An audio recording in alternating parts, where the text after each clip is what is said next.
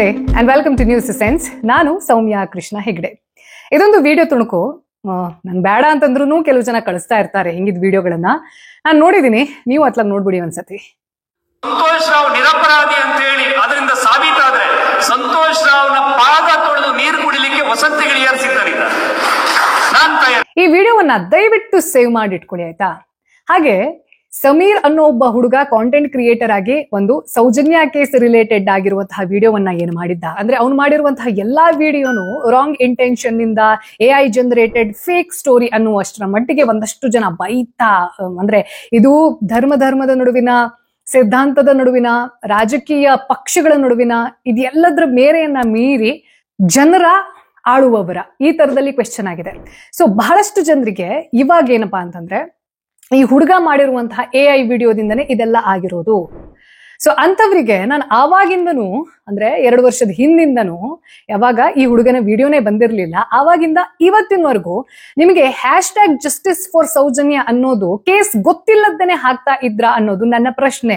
ಬಹಳಷ್ಟು ಜನರಿಗೆ ಇವತ್ತಿಗೂ ಕೂಡ ತಪ್ಪು ಕಲ್ಪನೆ ಇದೆ, ನಾನು ಸಮೀರನ AI ಜನರೇಟೆಡ್ ವಿಡಿಯೋವನ್ನ ಸಪೋರ್ಟ್ ಮಾಡ್ಬಿಟ್ಟಿದೀನಿ ಅನ್ನೋ ತರದಲ್ಲಿ. ನೋಡಿ, ಸೌಜನ್ಯ ಕೇಸ್ ಏನು ಅನ್ನೋದು ನನಗೆ ಸಂಪೂರ್ಣವಾಗಿ ಗೊತ್ತಿದ್ದಕ್ಕೆ, ಅದರ ಕಾಂಪ್ಲಿಕೇಶನ್ ಗೊತ್ತಿದ್ದಕ್ಕೆ, ಹಾಗೆ ಅದರ ಸೆನ್ಸಿಟಿವಿಟಿ ಗೊತ್ತಿದ್ದಕ್ಕೆ, ಜೊತೆಗೆ ಈ ಹುಡುಗ ಯಾವಾಗ ವಿಡಿಯೋವನ್ನ ಮಾಡ್ದ ಅದರಲ್ಲಿ ಪಾಯಿಂಟ್ ಅನ್ನ ಸಪೋರ್ಟ್ ಮಾಡಿದೀನಿ. ಯಾಕೆ ಅಂತಂದ್ರೆ, ಅದು ಪಾಯಿಂಟ್ ಸಪೋರ್ಟ್ ಮಾಡೋದಕ್ಕೆ ನಿಮಗೆ ಜಡ್ಜ್ಮೆಂಟ್ ಕಾಪಿಯನ್ನ ಓದ್ಬಿಟ್ರೆ ಸಾಕು. ಆತ ಮಾಡಿರುವಂತದ್ದು ಏನೋ ನಾಸಾ ಲೆವೆಲ್ ನ ರಿಸರ್ಚ್ ಅಲ್ಲ, ಪಬ್ಲಿಕ್ ಡೊಮೇನ್ ನಲ್ಲಿ ಅವೈಲೇಬಲ್ ಇರುವಂತದ್ದು. ಹಾಗೆ ಈ CBI ವಿಶೇಷ ಕೋರ್ಟ್ ನಲ್ಲಿ ಏನೇನ್ ಆಗಿದೆ, ಏನ್ ಜಡ್ಜ್ಮೆಂಟ್ ಅನ್ನೋದು ಬಂದಿದೆ ಅನ್ನೋದನ್ನ ನೀವು ಅರ್ಥ ಮಾಡ್ಕೊಂಡ್ರೆ ಈ ಕೇಸ್ ಅರ್ಥ ಆಗ್ಬಿಡುತ್ತೆ. ಅದರಲ್ಲಿ ಈಗ 2 ಬಣ ಏನು ಕ್ರಿಯೇಟ್ ಆಗ್ಬಿಟ್ಟು ಏನು ಕಿತ್ತಾಡ್ತಾ ಇದ್ದಾರೆ, ಏನು ಕಿರುಚಾಡ್ತಾ ಇದ್ದಾರೆ, ನಾವೇ ಹೇಳೋದು ಸರಿ, ನಾವು ಧರ್ಮ ರಕ್ಷಕರು, ಧರ್ಮಸ್ಥಳವನ್ನ ಒಡೆಯೋ ಸಲುವಾಗಿ ಇದೊಂದು ಷಡ್ಯಂತ್ರ ನಡೀತಾ ಇದೆ, ವಿದೇಶಿ ಫಂಡ್ ಬರ್ತಾ ಇದೆ, ಹಿಂಗಿದ್ದೆಲ್ಲ ಏನ್ ನಡೀತಾ ಇದೆ ಅಲ್ಲ. ಸಾಮಾನ್ಯ ಜನರಿಗೆ ಬೇಕಾಗಿರೋದು ಸೌಜನ್ಯ ಅನ್ನೋ ಒಬ್ಬ ಹೆಣ್ಣು ಮಗಳು ಅತ್ಯಂತ ಕ್ರೂರವಾಗಿ ಕೊಲ್ಲಲ್ಪಟ್ಟಿರೋದಂತೂ ಸತ್ಯ. ಯಾಕೆ ಅಂತಂದ್ರೆ ಅವಳ ಡೆಡ್ ಬಾಡಿ ಸಿಕ್ಕಿದೆ. ಹಾಗೆ ಈ ಕೇಸ್ ಬಾಗಿ ಅತ್ಯಾಚಾರದ ಕೇಸ್ ಹಾಗೆ ಸಾಮಾನ್ಯವಾಗಿ ಕೇಸ್ ಅಲ್ಲ. ಯಾಕೆಂತಂದ್ರೆ ಇದರಲ್ಲಿ ಪ್ರಭಾವ ಇದೆ. ಈಗ ನೋಡಿ, ಯಾವ ವ್ಯಕ್ತಿ, ಆ ವ್ಯಕ್ತಿನೇ ಸಂತೋಷ್ ರಾವೇ ಅಪರಾಧಿ, ಪ್ರಾಸಿಕ್ಯೂಷನ್ ಫೇಲ್ ಆಗಿದ್ರಿಂದ ಅವನಿಗೆ ಶಿಕ್ಷೆಯನ್ನ ಕೊಡಿಸುವಲ್ಲಿ ಸಫಲ ಆಗಿಲ್ಲ ಅಂತ ಏನ್ ಬೊಂಬಡ ಬಜಾಯಿಸ್ಕೊಂಡು ಓಡಾಡ್ತಾ ಇದ್ದಾರಲ್ಲ. CBI ಹತ್ರ ಹುಡುಕಕ್ಕಾಗದಾಗಿರುವಂತಹ ಒಂದೇ ಒಂದು ಸಾಕ್ಷ್ಯ, ಅಥವಾ CID ಹತ್ರ ಹುಡುಕಕ್ ಸಾಧ್ಯವಾಗದೇ ಇರುವಂತದ್ದನ್ನ ಯಾರ್ಯಾರೆಲ್ಲ ಹೀಗೆ ಹೇಳ್ಕೊಂಡು ಓಡಾಡ್ತಾ ಇದ್ದಾರಲ್ಲ ಅವ್ರ ಹತ್ರ ನಂದು ಒಂದು ರಿಕ್ವೆಸ್ಟ್ ಇದೆ. ದಯವಿಟ್ಟು ಸಂತೋಷ್ ರಾವ್ ಗೆಲ್ಲಿದ್ದಾರೆ ಅನ್ನೋದನ್ನ ನೀವು ಹುಡುಕಿ, ಕೋರ್ಟಿಂದ, ಯಾವ ಕೋರ್ಟಿಂದ ನೀವು ಪರ್ಮಿಷನ್ ತರ್ತಿರೋ ತನ್ನಿ. ಈಗ ಅವ್ರದ್ದು ಒಂದಿದೆ ಅಲ್ಲ, ನೀವು ಕೋರ್ಟಿಗೆ ಹೋಗ್ತೀರಾ ಅಂತಂದ್ರೆ ನಾವು ನಿಮ್ಗೆ ಸಪೋರ್ಟ್ ಕೊಡ್ತೀವಿ ಅಂತ. ಹಂಗೆ ಸೌಜನ್ಯ ಅಪರಾಧಿ ಯಾರು, ಅವರಿಗೆ ಶಿಕ್ಷೆ ಆಗಬೇಕು. ಇದು ಎರಡೂ ಪಾರ್ಟಿಯವ್ರಿಗೂ, ಅಂದ್ರೆ ಪರ ವಿರೋಧದ ಚರ್ಚೆ ಇಲ್ಲದ್ದೇ ಎಲ್ಲರೂ ಕೂಡ ಒಗ್ಗಟ್ಟಿನಿಂದ ಮಾತಾಡ್ತಾ ಇರುವಾಗ, ಈಗ ನಿಮ್ಮ ಹೇಳಿಕೆಯ ಪ್ರಕಾರ ಸಂತೋಷ್ ರಾವೇ ಅಪರಾಧಿ ಅನ್ನೋದು ಸತ್ಯ ಆದ್ರೆ ಆ ವ್ಯಕ್ತಿಯನ್ನ ಹುಡುಕಿ ಕೋರ್ಟ್ ನಲ್ಲಿ ಒಂದು ಪರ್ಮಿಷನ್ ಅನ್ನ ತಗೊಂಡು ಅವರಿಗೆ ಮಂಪರು ಪರೀಕ್ಷೆ ಮಾಡ್ತಿರೋ, ಮತ್ತೇನೋ ಮಾಡ್ತಿರೋ, ಆಣೆ ಪ್ರಮಾಣ ಮಾಡಿಸ್ತಿರೋ, ಏನ್ ಮಾಡಿಸ್ತಿರೋ ಮಾಡಿಸಿ. ಫೈನಲಿ CBI ಹತ್ರ ಹುಡುಕಕ್ ಆಗದ್ದೇ ಇದ್ದದನ್ನ ನೀವು ಹುಡುಕಿ ಹಿಂಗ್ ಬೊಂಬಡ ಬಜಾಯಿಸ್ತಾ ಇದ್ದೀರಲ್ಲ, ಅದೇ ಸತ್ಯ ಆಯ್ತು ಅಂತಂದ್ರೆ ಆ ವ್ಯಕ್ತಿಯನ್ನ ನೇಣಗಂಬಕ್ಕೇರಿಸ್ಲಿ.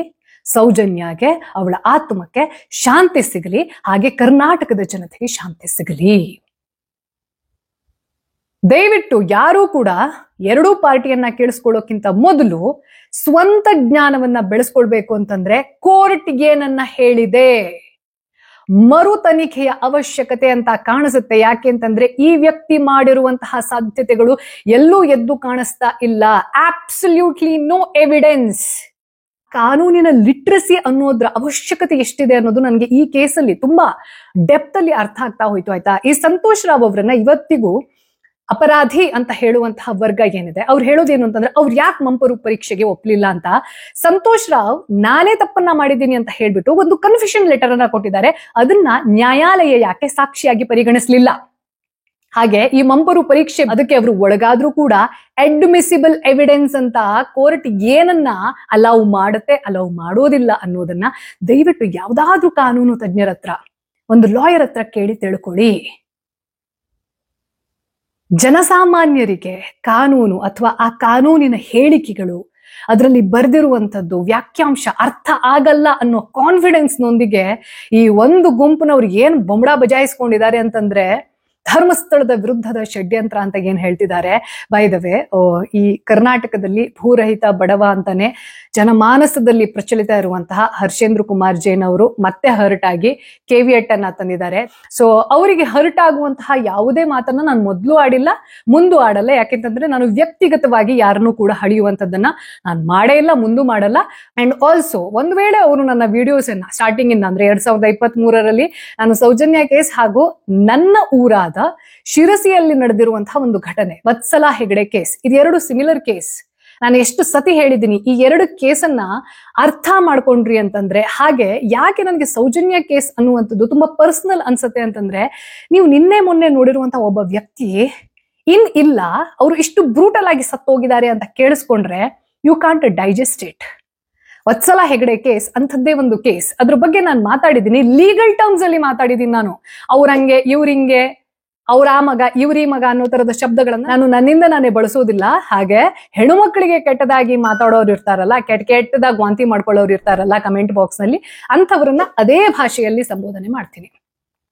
ಈ ಒಂದು ಕೇಸ್ ಸ್ಟಡಿಯನ್ನ ನೋಡಿ, ಸೌಜನ್ಯ ಥಂಬ್ನೇಲಲ್ಲಿ ಇದ್ರು ಅಂದ ತಕ್ಷಣ ಅವರೆಲ್ಲರೂ ಧರ್ಮಸ್ಥಳದ ಧರ್ಮಾಧಿಕಾರಿ ವಿರುದ್ಧವಾಗಿಯೇ ಮಾತಾಡ್ತಿದ್ದಾರೆ ಅಂತ, ಅದ್ಯಾಕೆ ಕಳ್ಳನ ಮನಸ್ಸು ಹುಳುಹುಳಿಗೆ ಅನ್ನೋ ತರದಲ್ಲಿ ಇವರು KVET ತರೋದು ಅಥವಾ ವಿಡಿಯೋ ತೆಗಿರಿ ಅಂತ ಇಮೇಲ್ಸ್ ಮಾಡ್ತಾರೋ ನನಗೆ ಗೊತ್ತಿಲ್ಲ.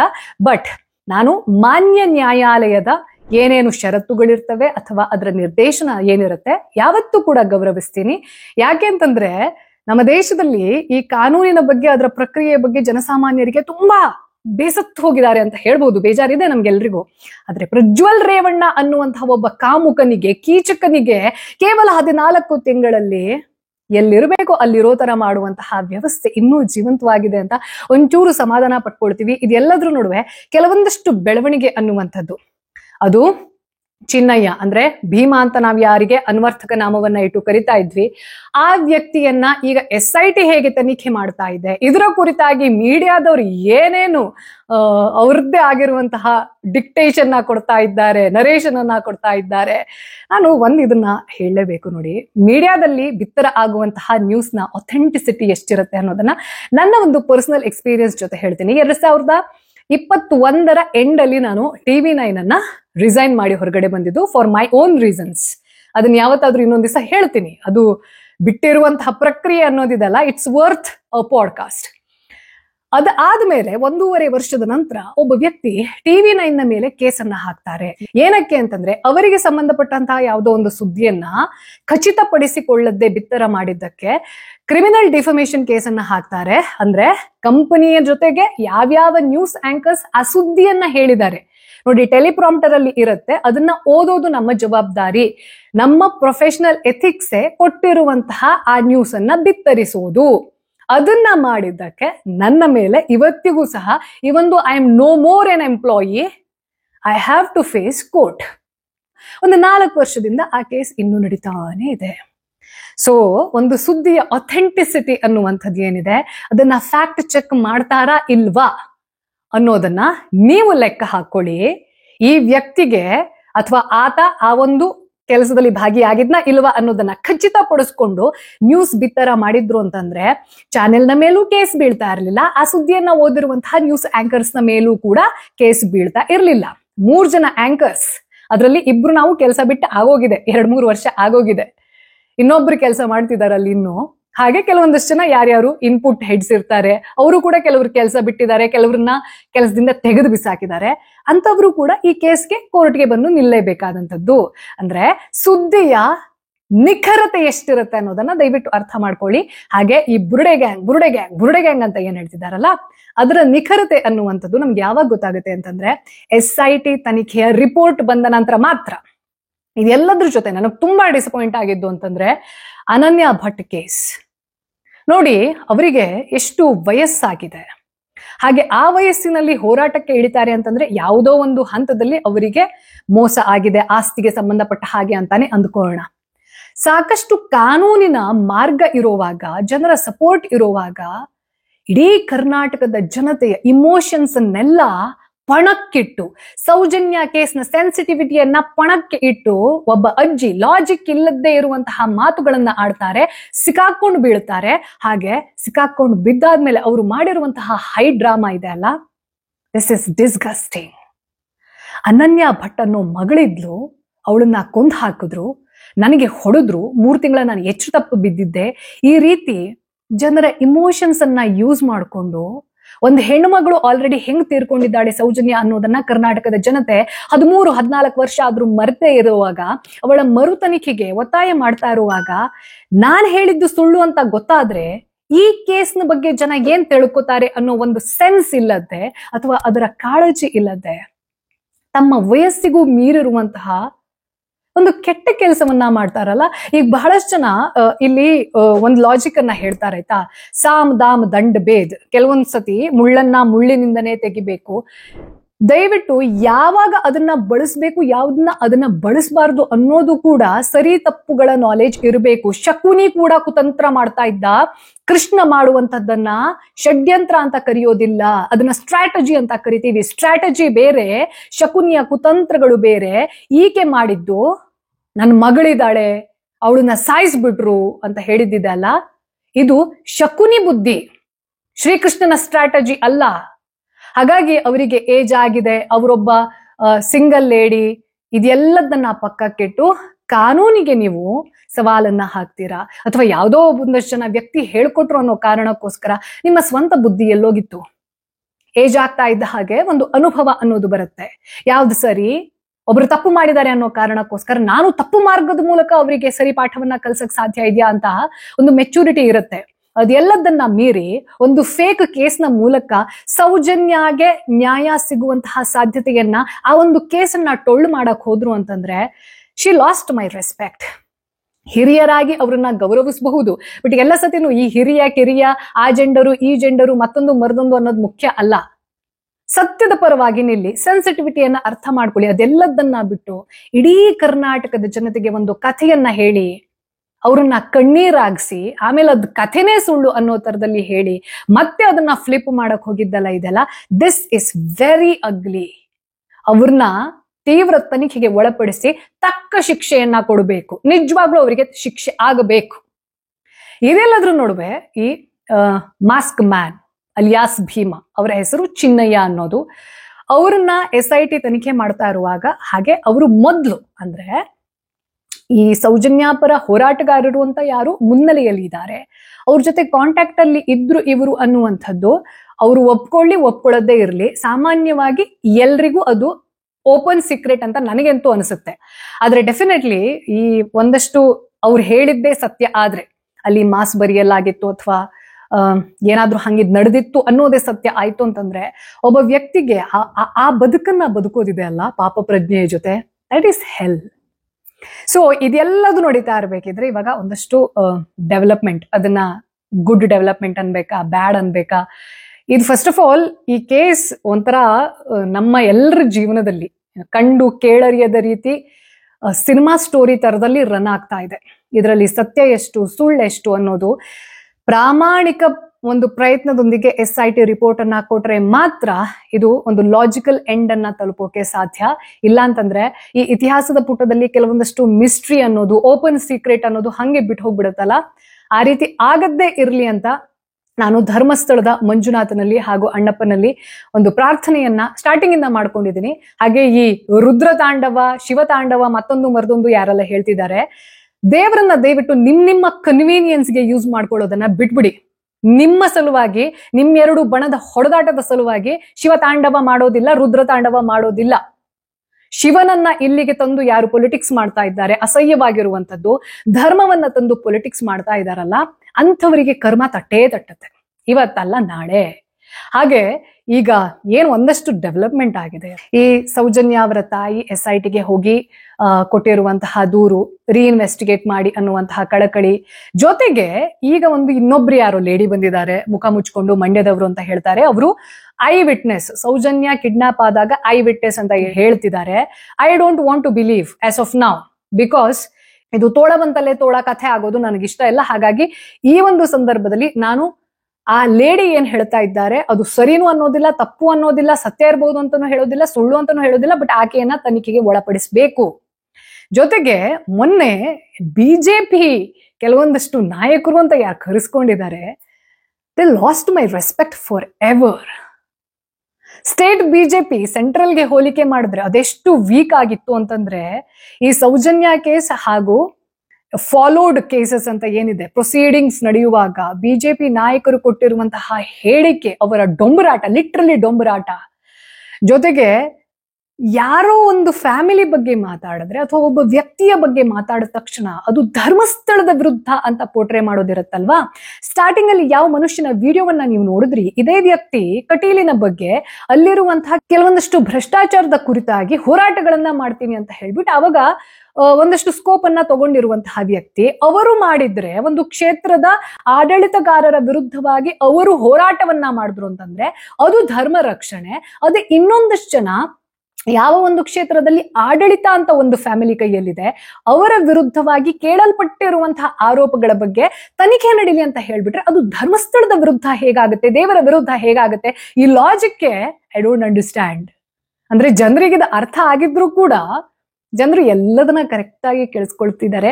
ಸಾಮಾನ್ಯ ಜನ ಅಂತಿರ್ತಾರಲ್ಲ, ಅವ್ರಿಗೆ ಯಾವುದೇ ಅಜೆಂಡಾ ಇಲ್ಲ, ಯಾರು ಯಾರ ಪರವಾಗೂ ಇಲ್ಲ, ಯಾವುದೇ ಪಕ್ಷದ ಪರವಾಗಿಲ್ಲ ಅಥವಾ ಯಾವುದೇ ಸಿದ್ಧಾಂತದ ಗುಲಾಮರಲ್ಲ, ಏನೂ ಇಲ್ಲ. ಅವ್ರದ್ದು ಒಂದು ನಿರ್ಮಲ ಮನಸ್ಸು. ಒಂದು ಹೆಣ್ಣಿಗೆ ಆ ರೀತಿ ಆಗಿರುವಂತಹ ಸಾವು ಬಂದಿದೆ, ಆ ಸಾವಿಗೊಂದು ನ್ಯಾಯ ಸಿಗ್ಬೇಕು, ಯಾರು ಅಂತ ಗೊತ್ತಾಗ್ಬೇಕು, ಕಠಿಣ ಕಾನೂನು ಬರಬೇಕು, ಇನ್ಯಾರಿಗೂ ಹಿಂಗೆ ಆಗಬಾರದು.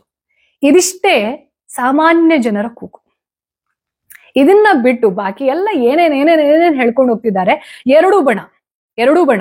ಈ ಅನನ್ಯ ಭಟ್ ಕೇಸ್ ಅದನ್ನ ಯಾರು ಹುಟ್ಟು ಹಾಕಿದ್ದಾರೆ ಹಾಗೆ ಯಾರು ಹೇಳಿದ್ದಾರೆ ಅದನ್ನ ನಾನು ಯಾವುದೇ ಕಾರಣಕ್ಕೂ ಕೂಡ ಮಾಡಿದ್ದು ಸರಿ ಅಥವಾ ಮುಳ್ಳಿಗೆ ಮುಳ್ಳು ಅನ್ನೋ ತರದಲ್ಲಿ I don't consume that way. ತಪ್ಪು, ಅದು ಅಪರಾಧ. ಅದು ಅಪರಾಧವನ್ನ ಅಪರಾಧದಿಂದ ಸರಿ ಮಾಡೋದಿಲ್ಲ, ಅಪರಾಧವನ್ನ ಮಟ್ಟ ಹಾಕಬೇಕು. ಇಂಡಿಯನ್ ಆರ್ಮಿ ಬೇರೆ, ಪಾಕಿಸ್ತಾನದ ಆರ್ಮಿ ಬೇರೆ, ಕೌರವರು ಬೇರೆ, ಪಾಂಡವರು ಬೇರೆ. ಈ ಡಿಫ್ರೆನ್ಸ್ ಇರ್ಬೇಕು, ಇದ್ರೇನೆ ಚಂದ. ಅದನ್ನ ಬಿಟ್ಟು ಅವ್ರು ಮಾಡ್ದಂಗೆ ನಾವು ಮಾಡ್ತೀವಿ ಅಂತಂದ್ರೆ ನೀವ್ ಹೆಂಗೋ ನಾವ್ ಹಂಗೆ, but we are not the same ಅನ್ನುವಂತಹ ಕಾನ್ಶಿಯಸ್ನೆಸ್ ಇರ್ಬೇಕಾಗತ್ತೆ. ಮೊನ್ನೆ ಈ ಧರ್ಮಸ್ಥಳದಲ್ಲಿ ಎಲ್ಲಾ ಪಕ್ಷದವರು ಹೋಗೋದಂತೆ, ಏನೋ ಧರ್ಮದ ಯಾತ್ರೆ ಮಾಡೋದಂತೆ, ಆಮೇಲೆ ಅದೇನೋ ಧರ್ಮ ಸಂರಕ್ಷಣಾ ಸಭೆ ಅಂತ ಹೇಳ್ಬಿಟ್ಟು ಯಾವ ಸಮೀರನ ಜಾತಿ ಮತವನ್ನ ಎತ್ತಬಿಟ್ಟು ಆ ವ್ಯಕ್ತಿಯ ಇಂಟೆನ್ಷನ್ ತಪ್ಪಿದೆ, ಧರ್ಮಸ್ಥಳದ ವಿರುದ್ಧವಾಗಿರುವಂತಹ ಷಡ್ಯಂತ್ರದಲ್ಲಿರುವಂತಹ ಮುಲ್ಲಾ ಅಂತ ಹೇಳ್ತಾ ಇದ್ರು, ಅದೇ ಮುಲ್ಲಾನ ಮತ ಬಾಂಧವರನ್ನ ಕರೆಸ್ಬಿಟ್ಟು ಬುರ್ಕ ಹಾಕೊಂಡು ಕೂರ್ಸಿರೋರ್ನ ಅದೇನ್ ಧರ್ಮ ರಕ್ಷಣೆಯ ಡೊಂಬರಾಟ ಮಾಡ್ತಾ ಇದ್ರು ಅನ್ನೋದು ನನಗೆ ಇವತ್ತಿನವರೆಗೆ ಅರ್ಥ ಆಗ್ಲಿಲ್ಲ. ನೀವೊಬ್ರನ್ನ ಇಷ್ಟ ಇಲ್ಲ ಅಂತ ಹೇಳ್ಬಿಟ್ರೆ ಸತ್ತು ಉಣುಗ್ಬಿಟ್ಟಂಗೆ ಅಂತ ಹೇಳ್ತಾರೆ ನಮ್ಮೂರ್ ಕಡೆ. ಈ ದನದ ಮೈ ಮೇಲೆ ಒಂದು ಕ್ರಿಮಿ ಇರತ್ತೆ ನೋಡಿ, ಉಣುಗು ಅಂತ ಕರೀತಾರೆ ಅದನ್ನ. ದನ ಸತ್ತೋದ ತಕ್ಷಣ ಅದು ತನಗೂ ಇದಕ್ಕೂ ಸಂಬಂಧನೇ ಇಲ್ಲ ಅನ್ನೋ ರೀತಿಯಲ್ಲಿ ಬಿಟ್ಬಿಡುತ್ತಂತೆ. ಒಂದು ಜಾತಿಯವರು, ಒಂದು ಮತದವರು ನಿಮ್ಗೆ ಅಂದ್ರೆ ಯು ಹ್ಯಾವ್ ಪ್ರಿಜುಡಿಸ್, ಇವ್ರು ಕೆಟ್ಟವ್ರೆ ಅನ್ನೋ ತರದಲ್ಲೇ ಇದೆ ಅಂತಂದ್ರೆ ಅಂತವ್ರದ್ದು ಸವಾಸಕ್ಕೆ ಹೋಗ್ಬಾರ್ದು. ಅದನ್ ಬಿಟ್ಟು ಅದೇ ಜಾತಿಯವ್ರನ್ನ ಸೀರೆ ಉಟ್ಟು ಕೂರಿಸ್ಕೊಂಡು ಸನಾತನ ಧರ್ಮದ ಬಗ್ಗೆ ಪ್ರಚಾರ ಮಾಡಿಸ್ತೀರಾ, ಶ್ಲೋಕ ತಪ್ಪಾಗಿ ಹೇಳಿಸ್ತೀರಾ. ನೋಡಿ, ದಯವಿಟ್ಟು ಅರ್ಥ ಮಾಡ್ಕೊಳ್ಳಿ, ಹಿಂದುತ್ವವನ್ನ, ಹಿಂದೂ ಧರ್ಮವನ್ನ ಯಾರಿಂದನೂ ಯಾವತ್ತೂ ಕೂಡ ಸರ್ವನಾಶ ಮಾಡೋಕೆ ಸಾಧ್ಯ ಇಲ್ಲ. ನಾನು ಯಾಕೆ ಈ ಮಾತನ್ನ ಹೇಳ್ತಾ ಇದ್ದೀನಿ ಅಂತಂದ್ರೆ ಉಡಾಫೆ ಮಾತಲ್ಲ, ಅಥವಾ ನಾವು ಕಾನ್ಶಿಯಸ್ ಆಗಿರಬಾರ್ದು ಅಂತಾನೂ ಅಲ್ಲ. ಶತಮಾನಗಳಿಂದ ಈ ಒಂದು ಧರ್ಮದ ಮೇಲೆ ಒಬ್ರಿಬ್ರಲ್ಲ ರೀ, ಮುಗಲ್ಸ್ ಬಂದ್ರು, 200 years ಪ್ಲಸ್ ಆಳಿದ್ರು. ಅವ್ರ ಮನಸ್ಸೇ ಮಾಡಿದ್ರು ಹಿಂದುತ್ವವನ್ನ, ಹಿಂದೂ ಧರ್ಮವನ್ನ ಸರ್ವನಾಶ ಮಾಡ್ಬಿಡ್ಬೇಕು ಅಂತ. ಏನು ಅವ್ರೇನ್ ಟ್ರೈ ಮಾಡ್ಲಿಲ್ವಾ? ಮಾಡಿದ್ರು, ಆಗ್ಲಿಲ್ಲ. ಪೋರ್ಚುಗೀಸ್ ಬಂದ್ರು, ಬ್ರಿಟಿಷ್ ಬಂದ್ರು. ಇವತ್ತಿನವರೆಗೂ ನಾವು ಹಿಂದೂ ಆಗಿ ಉಳಿದಿದೀವಿ ಅಂತಂದ್ರೆ ಈ ಧರ್ಮದಿಂದ ನಾವಿರೋದು. ನಮ್ಮಿಂದ ಧರ್ಮ ಅಲ್ಲ, ನಮ್ಮಿಂದ ದೇವರಲ್ಲ, ದೇವರಿಂದ ನಾವು. ಅದನ್ನ ಬಿಟ್ಟು ಈ ಡೊಂಬರಾಟ ಅನ್ನೋದೇನ್ ನಡೀತಾ ಇದೆ ಅಲ್ಲ, ಜೊತೆಗೆ ಈ ಸನಾತನ ಧರ್ಮ ಅನ್ನೋದ್ರ ಕೋರಿಗೆ ಏನಿದೆ, ನಮ್ಮ ಶಾಸ್ತ್ರಗಳನ್ನ ಹಾಗೆ ನಮ್ಮ ಪುರಾಣ ಪುರುಷರು ಅಂತ ಯಾರು ಹೇಳ್ತಾರೆ, ಈ ಶ್ರೀಕೃಷ್ಣ, ಶ್ರೀರಾಮಚಂದ್ರ ಅವರ ಆದರ್ಶಗಳು ನಮ್ಮ ಜೀವನದಲ್ಲಿ ಇಲ್ಲದೆ ನಾವು ಬರೇ ಜೈ ಶ್ರೀರಾಮ್, ಜೈ ಶ್ರೀ ಕೃಷ್ಣ ಅಂತಂದ್ರೆ ಸನಾತನ ಧರ್ಮಿ ಆಗೋದಿಲ್ಲ. ಅಥವಾ ಕೇಸರಿ ಶಲ್ಯವನ್ನ ಹಾಕಿದ ತಕ್ಷಣ ಅವರೆಲ್ಲ ಹೆಣ್ಮಕ್ಳನ್ನ ದೇವರ ರೀತಿಯಲ್ಲಿ ನೋಡ್ತಾರೆ ಅಂತಾನೂ ಅಲ್ಲ. ಯಾವುದೇ ಧರ್ಮ, ಯಾವುದೇ ಮತ, ಯಾವುದೇ ಜಾತಿ ಅಥವಾ ಯಾವುದೇ ಲಿಂಗಕ್ಕೆ ಸಂಬಂಧಪಟ್ಟಿರುವಂತದ್ದಲ್ಲ. ಮಾನವೀಯತೆ ಅನ್ನುವಂಥದ್ದು ಮನುಷ್ಯನ ಸಹಜ ಗುಣ ಆಗಿರಲೇಬೇಕು. ಅದು ಇರ್ಲಿಲ್ಲ ಅಂತಂದ್ರೆ ನೀವು ಅದಕ್ಕೆ ಧರ್ಮದ ಬಣ್ಣ ಹಚ್ಚಿ ಡೊಂಬರಾಟ ಮಾಡ್ತೀರಾ. ಒಂದು ಹಿಂದೂ ಹೆಣ್ಣಿನ ಪ್ರಾಣ ಹೋಗಿದೆ, ಮಾನ ಹೋಗಿದೆ, ಅದಕ್ಕೆ ನ್ಯಾಯ ಕೇಳಿದ ತಕ್ಷಣ ಅದು ದೇವರ ವಿರುದ್ಧ ಅನ್ನುವಂತಹ ನರೇಶನ್ ಕೊಡಕ್ ಹೋಗಿ ಜನ ಒಪ್ಪದ್ದೇ ಇದ್ರು ಅದೇ ನರೇಶನ್ ಅಲ್ಲಿ ಇಲ್ಲಿದ್ದೀರಾ ಅಂತಂದ್ರೆ.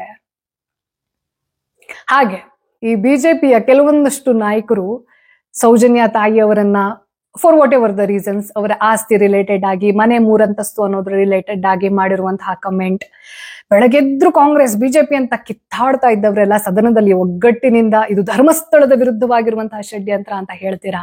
ಜೊತೆಗೆ ಈ ಪರಮೇಶ್ವರ್ ಅವರು ಬಹಳಷ್ಟು ಸಂದರ್ಭದಲ್ಲಿ ಗೊತ್ತಿಲ್ಲ ಜಿ ಪರಮೇಶ್ವರ್ ಅಂತಂದ್ರೆ ಜಿ ಸ್ಟ್ಯಾಂಡ್ಸ್ ಫಾರ್ ಗೊತ್ತಿಲ್ಲ ಅನ್ನೋ ತರದಲ್ಲೇ ಟ್ರೋಲ್ ಆಗಿದ್ರು.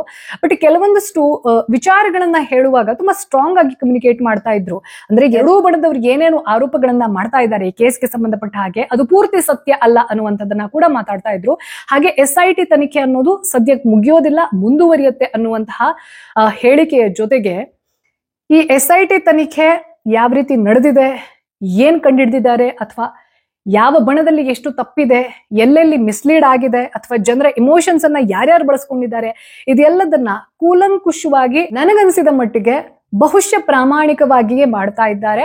ಇದಕ್ಕೊಂದು ಲಾಜಿಕಲ್ ಎಂಡ್ ಅನ್ನುವಂಥದ್ದು ಸಿಗಲಿ ಅನ್ನೋದು ಪ್ರತಿಯೊಬ್ಬರ ಕೋರಿಕೆ. ಜೊತೆ ಈ ರಾಜಕೀಯ ನಾಯಕ ಎಸ್ಪೆಷಲಿ ಬಿಜೆಪಿ, ಸ್ಟೇಟ್ ಬಿಜೆಪಿಯ ಸ್ಟ್ಯಾಂಡ್ ಏನು ಈ ಕೇಸ್ನಲ್ಲಿ ಅನ್ನೋದು ಬಗೆನೇ ಹರಿತಾ ಇಲ್ಲ.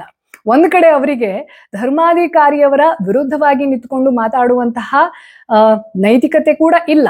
ಹಾಗೆ ನಾವು ಪೂರ್ತಿ ಅವರಿಗೆ ಸಪೋರ್ಟ್ ಅನ್ನ ಕೊಡ್ತೀವಿ. ಯಾಕೆಂತಂದ್ರೆ ಇವರು ಅನವಶ್ಯಕವಾಗಿ ಅವರ ಒಂದು ಕುಟುಂಬದ ಮೇಲೆ ಇನ್ನೊಂದು ಅರ್ಥ ಮಾಡ್ಕೋಬೇಕು ದಯವಿಟ್ಟು. ಯಾರು ಇಲ್ಲಿ ವೀರೇಂದ್ರ ಹೆಗ್ಗಡೆಯವರ ಮೇಲೆ ಆರೋಪವನ್ನ ಹೊರಿಸ್ತಾ ಇಲ್ಲ. ಆ ಎಲ್ಲ ಆರೋಪಗಳಿಗೆ ಫೇಸ್ ಆಗಿರೋದು ಅವರು.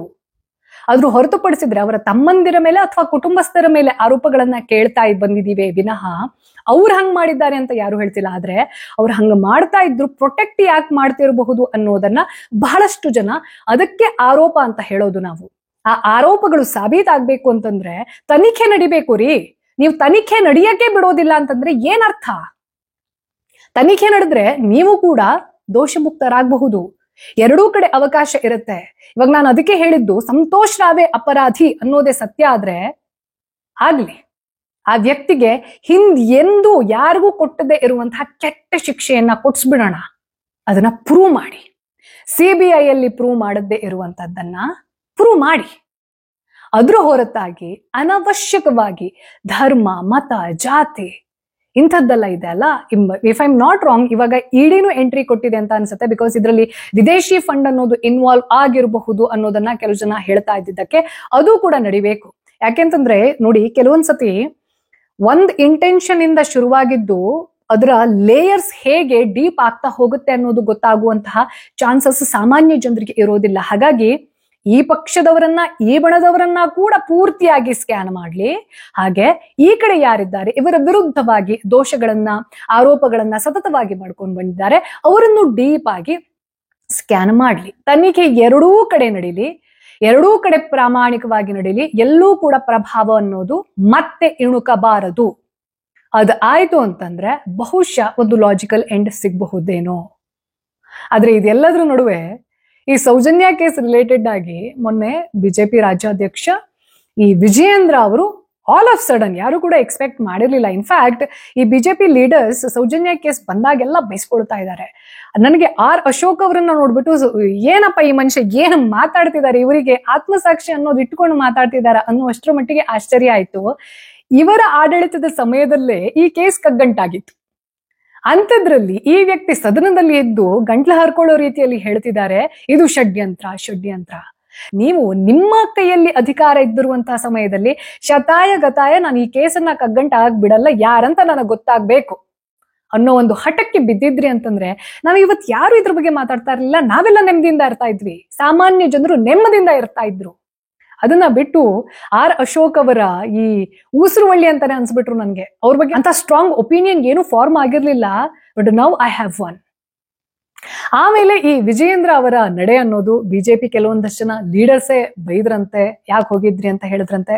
ಹಾಗೆ ಕೆಲವೊಂದಷ್ಟು ಜನ ಹೇಳೋ ಪ್ರಕಾರ ಅಂದ್ರೆ ಇದು ಕೌರವರಿಗೂ ಭಾವ, ಪಾಂಡವರಿಗೂ ಭಾವ. ಜನರ ಇಮೋಷನ್ಸ್ ಅನ್ನೋದು ಏನಿದೆ ಅದು ಸೌಜನ್ಯ ಪರವಾಗಿ ಇರೋದಕ್ಕೆ ಅದನ್ನ ಕೂಡ ನಾವು ಕಳ್ಕೊಳಕ್ ಇಷ್ಟಪಡೋದಿಲ್ಲ. ಯಾಕೆಂತಂದ್ರೆ ಇದೆಲ್ಲವೂ ಕೂಡ ನೆಕ್ಸ್ಟ್ ವೋಟ್ ಆಗಿ ಕನ್ವರ್ಟ್ ಆಗುವಂತದ್ದೇ. ನೋಡಿ, ರಾಜಕೀಯ ವ್ಯಕ್ತಿಗಳಿಗೆ ಪ್ರತಿಯೊಂದು ಕೂಡ ರಾಜಕೀಯ ಅನ್ನೋದು ಇಲ್ಲಿ 100% ಅಂತ ಹೇಳ್ಬಿಡಬಹುದು. ಇದನ್ನ ರಾಜಕೀಯಗೊಳಿಸ್ಲೇಬಾರ್ದು. ಈ ರಾಜಕೀಯ ಮತ್ತೆ ಈ ರಿಲಿಜನ್ ಅನ್ನೋದಿದೆ ಅಲ್ಲ, ಇದು ಎರಡರ ಅನೈತಿಕ ಸಂಬಂಧ ತುಂಬಾ ಅಸಹ್ಯವಾಗಿರುತ್ತೆ. ಹಾಗೆ ಅದರಲ್ಲಿ ಹಣ ಇನ್ವಾಲ್ವ್ ಆಯ್ತು ಅಂತಂದ್ರೆ ಅದರಷ್ಟು ಗಬ್ಬುನಾತ ಇನ್ನೊಂದರಿಂದ ಬರೋದಿಲ್ಲ. ಇಲ್ಲಿ ಸ್ಟೇಟ್ ಬಿಜೆಪಿಯ ಸ್ಟ್ಯಾಂಡ್ ಏನು ಅದೇ ಅರ್ಥ ಆಗ್ತಾ ಇಲ್ಲ, ಅಥವಾ ಅರ್ಥ ಆದ್ರೂ ಜನ ಮಂಗ, ಅದೆಷ್ಟು ಮಂಗ ಆಗ್ತಾರೋ ಮಂಗ ಹಾಕೊಂಡೇ ಇರ್ಲಿ ಅನ್ನೋ ತರದ ಹುಂಬತನನ ಅನ್ನೋದು ನನ್ನ ಪ್ರಶ್ನೆ. ಒಂದ್ ಕಡೆ ನೀವು ಆ ಕುಟುಂಬದವ್ರು, ಯಾವ ಕುಟುಂಬದ ಮೇಲೆ ಈ ಸೌಜನ್ಯ ಕುಟುಂಬದವರು ನೇರ ಆರೋಪವನ್ನ ಮಾಡ್ತಾ ಇದ್ದಾರೆ, ಸೌಜನ್ಯ ಪರ ಮುನ್ನೆಲೆಯಲ್ಲಿರುವಂತಹ ಹೋರಾಟಗಾರರು ನೇರ ಆರೋಪವನ್ನ ಮಾಡ್ತಾ ಇದ್ದಾರೆ, ಅವ್ರ ಜೊತೆನೂ ನೀವು ಫೋಟೋ ತೆಗೆಸ್ಕೊಳ್ತೀರಾ. ಹಂಗೆ ನೀವಲ್ಲಿ ನಾವಿದ್ದೀವಿ, ಧರ್ಮಸ್ಥಳದ ಮಂಜುನಾಥನ ರಕ್ಷಣೆಗೆ ನಾವಿದ್ದೀವಿ ಅನ್ನೋ ತರದ ಹೇಳಿಕೆಗಳನ್ನ ಕೊಡ್ತೀರಾ. ನೀವ್ಯಾರ್ರಿ ರಕ್ಷಣೆ ಮಾಡಕ್ಕೆ? ಅಲ್ಲಿ ಮಂಜುನಾಥ ಇರೋದಕ್ಕೆ ನೀವು ರಕ್ಷಣೆಯಲ್ಲಿ ನಿಂತಿರೋದು. ಅಲ್ಲಿ ನಿಂತಿದ್ದೀರಾ, ನೆಲದ ಮೇಲೆ ನಿಂತಿದ್ದೀರಾ ಅಂತಂದ್ರೆ ಅದು ಮಂಜುನಾಥನ ಕೃಪೆ. ನೀವ್ಯಾರ್ರಿ ನನ್ನ ದೇವರನ್ನ ರಕ್ಷಣೆ ಮಾಡೋಕೆ? ನೀವ್ಯಾರು? ಸರ್ವಶಕ್ತರ ನೀವು? ಇದಾದ್ಮೇಲೆ ನೆಕ್ಸ್ಟ್ ಇನ್ನೊಂದು, ಸೌಜನ್ಯ ಮನೆಗೆ ಬಂದು ನೀವು ಸುಪ್ರೀಂ ಕೋರ್ಟ್ಗೆ ಹೋಗ್ತೀರಾ ಅಂತಂದ್ರೆ ನಾವು ನಿಮ್ಮನ್ನ ಸಪೋರ್ಟ್ ಮಾಡ್ತೀವಿ ಅಂದ್ರೆ ಏನ್ ನಿಮ್ದು? What is your stand exactly? ಎರಡೂ ಕಡೆ ಇರುವಂತಹ ಸ್ಟ್ಯಾಂಡ್ ಇದೆ ಅಲ್ಲ, ಇದು ಶೋಭೆ ತರುವಂತದ್ದು ಅಲ್ಲ, ಜನ ನಂಬುವಂತದ್ದು ಅಲ್ಲ. ಹಾಗೆ ಸದ್ಯದ ಮಟ್ಟಿಗೆ ಸ್ಟೇಟ್ ಅಲ್ಲಿ ಬಿಜೆಪಿಯ ಪರಿಸ್ಥಿತಿ ಅನ್ನೋದನ್ನ ನೆನೆಸ್ಕೊಂಡ್ರೆ, ಅದರ ಕೆಲವೊಂದಷ್ಟು ಸೋಕಾಲ್ಡ್ ನಾಯಕರು ಅನ್ನೋರ ಪ್ರತಿದಿನದ ಹೇಳಿಕೆಗಳನ್ನ ಕೇಳಿಸ್ಕೊಂಡಿದ್ರೆ ಜನ ಬೇಸತ್ ಹೋಗಿದ್ದಾರೆ. ಇನ್ನೊಂದು ಅರ್ಥ ಆಗ್ಬೇಕು ಕೆಲವು ಜನರಿಗೆ, ಬಿಜೆಪಿಯನ್ನ ನಾವು ಕ್ರಿಟಿಸೈಸ್ ಮಾಡಿದ್ವಿ ಅಂದ ತಕ್ಷಣ ಬಿಜೆಪಿ ವಿರೋಧಿ ಅಂತ ಅಲ್ಲ. ಬಿಜೆಪಿಯ ವಿರೋಧಿಗಳು ದೇಶದ್ರೋಹಿಗಳಲ್ಲ, ಧರ್ಮದ್ರೋಹಿಗಳಲ್ಲ. ಬಿಜೆಪಿಗೆ ಬರೇ ಹಿಂದೂಗಳು ವೋಟ್ ಹಾಕಿಲ್ಲ. ಹಾಗೆ ಕಾಂಗ್ರೆಸ್ ಅಲ್ಲಿ ಇರೋರೆಲ್ಲ ಮುಸ್ಲಿಂ ಅಲ್ಲ ಅಥವಾ ದೇಶದ್ರೋಹಿಗಳಲ್ಲ. ಕಾಂಗ್ರೆಸ್ ಅಲ್ಲೂ ಕಟ್ಟ ಹಿಂದೂಗಳಿದ್ದಾರೆ. ಈ ನಮ್ಮ ದೇಶದಲ್ಲಿ ಪೋಲರೈಸೇಷನ್ ಹೆಂಗಾಗ್ಬಿಟ್ಟಿದೆ ಅಂತಂದ್ರೆ, ಒಬ್ರು ನ್ಯಾಷನಲಿಸಂ ಬಗ್ಗೆ ಮಾತಾಡ್ತಾರೆ ಅಂತಂದ್ರೆ ಅದು BJP, Modi supporter, Modi voter. ಒಬ್ರು ಮೋದಿಯನ್ನ ಕ್ರಿಟಿಸೈಸ್ ಮಾಡಿದ್ರು ಅಂದ ತಕ್ಷಣ is anti national. No, is anti Modi. Anti Modi is not anti national. ಹಾಗೆ ಮೋದಿಗೆ ಶ್ರದ್ಧಾವಂತರಾಗಿ ವೋಟ್ ಕೊಟ್ಕೊಂಡು ಬಂದಿರೋರು ಡಿಸಪಾಯಿಂಟ್ ಆಗಿರೋರಿದ್ದಾರೆ, ಇನ್ಕ್ಲೂಡಿಂಗ್ ಮೀ. ಪೆಹಲ್ಗಾಮ್ನಲ್ಲಿ ಪಾಕಿಸ್ತಾನಕ್ಕೆ ಯಾವ ಪಾಠವನ್ನ ಕಲಿಸ್ಬೇಕಿತ್ತೋ ಅದನ್ನ ಕಂಪ್ಲೀಟ್ ಆಗಿ ಮೋದಿ ಗೌರ್ಮೆಂಟ್ ಕಲಿಸಿದೆ ಅನ್ನೋದನ್ನ ನಾನು ಒಪ್ಪೋದಿಲ್ಲ.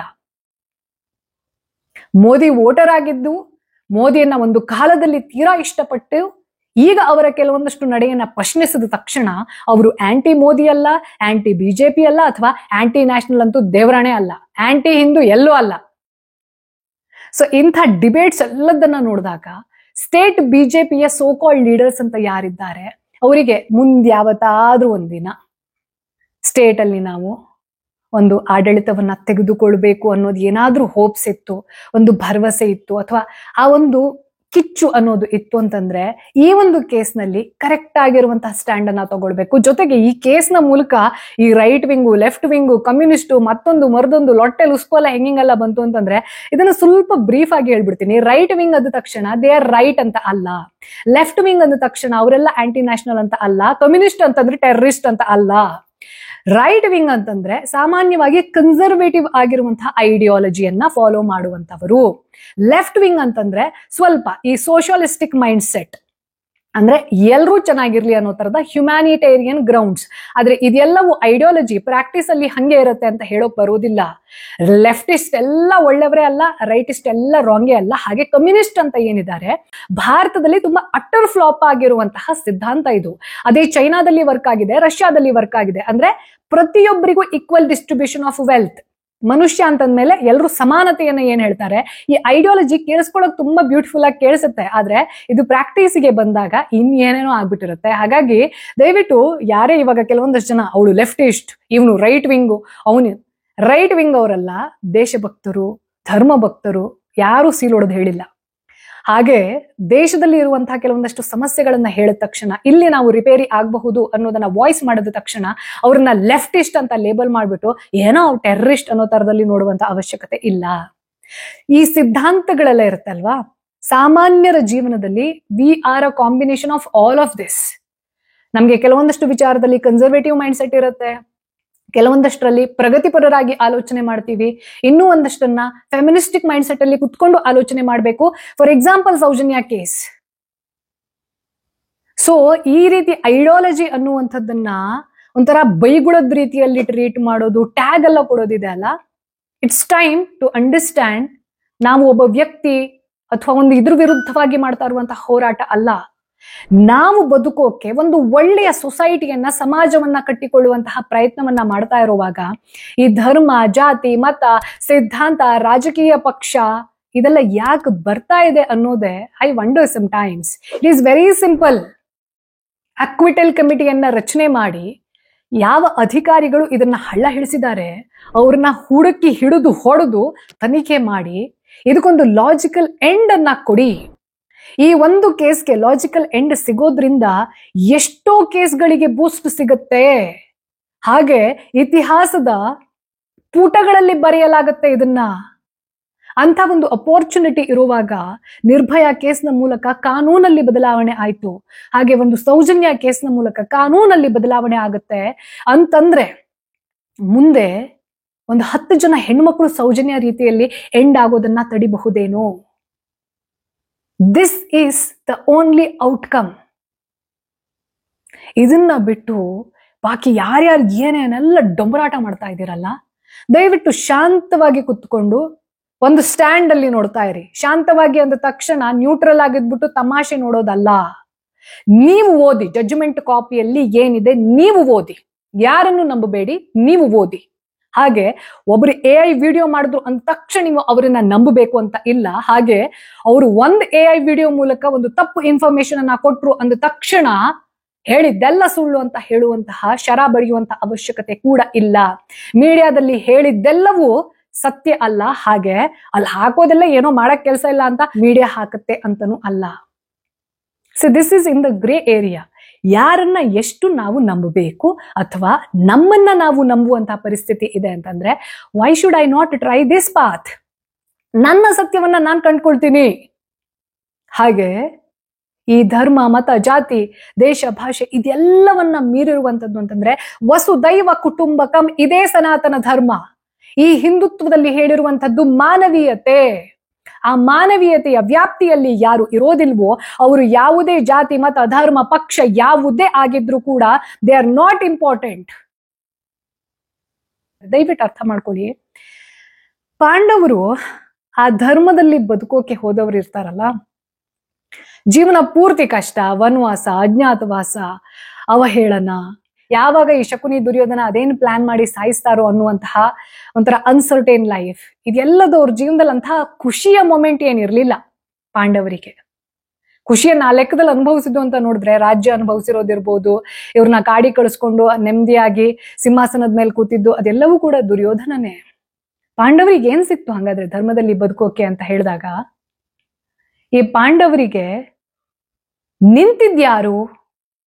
ಶ್ರೀಕೃಷ್ಣ ಪರಮಾತ್ಮ.